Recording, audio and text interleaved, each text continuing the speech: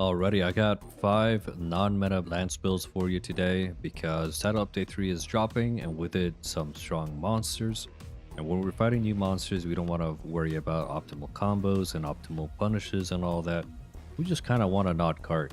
So these are builds for defense, survivability, self-healing, and team play, that kind of stuff. So if you're interested in that kind of stuff, this is the video for you. If you are looking for actual meta builds, I do have a video for Title Update 2.5, and they still kind of apply until we find out what 18 new Udra is actually doing, but that's coming soon. So the first one here is a variant of the variant of the meta build that I showed in the previous video. This is working on Wide Range 5, Agi 5, Speed Eating, Max Might, and all the weapon skills. This one is pretty comfy and also just team focus, which is pretty nice. Very few builds can actually work in wide range and still have a pretty decent damage output. As you can see from the footage, I did test all of these against the 9-star tempered new Udra without a palico to really test the survivability. And this one had a pretty good capture time at 7 minutes and 45 seconds. The average was 7 minutes and 40, so that's right on the money. And the extra nice thing is that you can also change it to play in single player. You can just swap out the wide range for defense boost 5 and then add defense boost 7. Then you still have speed eating 3 or divine blessing 3 or whatever else you might want. So this is probably the one I'm going to end up using for Omega because I just need as much defense as possible. The next one is probably the worst one because it had the slowest time and also it's just uninspiring. This is 2-piece Arkveld with guts, and yeah, it's just worse than Numinous, but I did want to include it because Arkveld is better than Numinous on some weapons, particularly like gun lance or things that hit very frequently. And so I just wanted to show it off. Like I said, it performed the worst, but you still have some 1-slots for Divine Blessing or Gobbler or whatever else you might want.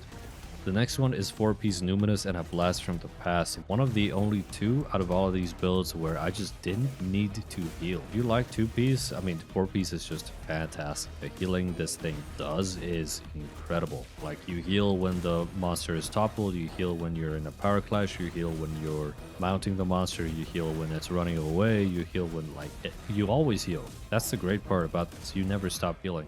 So it lets you be a little bit more aggressive. It's had one of the best times at 7 minutes and 34 seconds, so above average. And the downside with this one is that it sacrifices everything for that healing. So you don't get Divine Blessing, you don't get Speed Eating, you don't get Defense Boost, you don't get anything of that sort. It's only healing. So I would only suggest this on a blocking weapon, but there is a very good use case for this. And the last normal build here is my personal favorite. This is the Wall. This is 2-piece Numinous, 2-piece Arkveld. Again, I didn't need to heal a single time during the entire hunt with this one. And it had the best time actually at 7 minutes and 20 seconds. I am taking latent power right now because I'm expecting to get hit more often than not. But yeah, you can just get Agi 5, Wex 5, Max Might, everything you need. And on top of that, you do have 3 1-slots for Divine Blessing, for Speed Eating, for that kind of stuff. So in my personal opinion, this is probably the best one out of all of them and the best suited for Lance.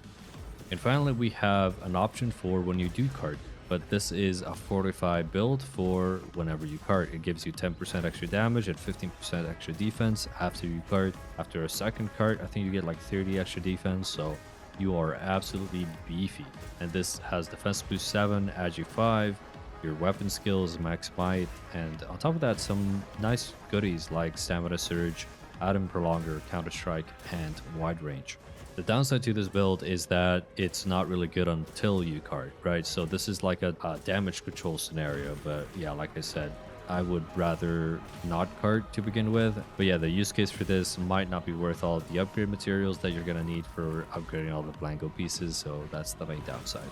And that's everything. So hopefully we get some nice content out of Title Update 3. It looks like Omega is a pretty faithful adaptation from the Final Fantasy boss or whatever. I never played that series, so I have no idea, but apparently fans are having a blast. So let me know what you think about these builds. Let me know if they helped you out in any of the hunts. And as always, have a good one.